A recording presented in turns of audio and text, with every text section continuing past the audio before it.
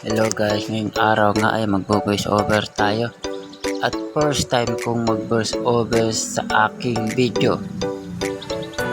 So ngayon ako ay maglalaro. Diba? Maglalaro ako, diba? Hindi naman ako bata para maglaro.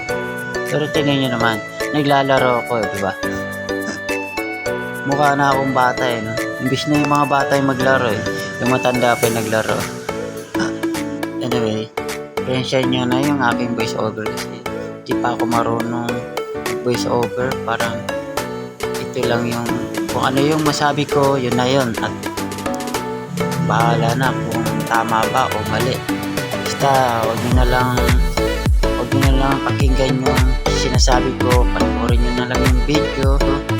At syempre, i-follow nyo naman ako sa aking Facebook page ko nga pala ay Mendez Oscar. Yan, follow niya yan. At syempre, huwag nyo rin kalimutang i-like, comment, share yan sa baba. At dumayo nga kami dito sa SM Pampanga. Punta lang kayo dito at marami kayong makikita at marami kayong mabibili dito sa SM Pampanga. Hindi ko na nabidyohan yung mga loob at pagod kami sa biyahe.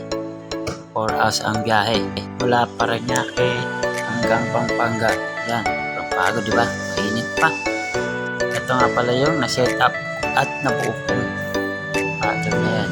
Ay, ganyan na yan. Bahala na yan. Kung ano yan. Basta nabuo ko na yan. Bye bye.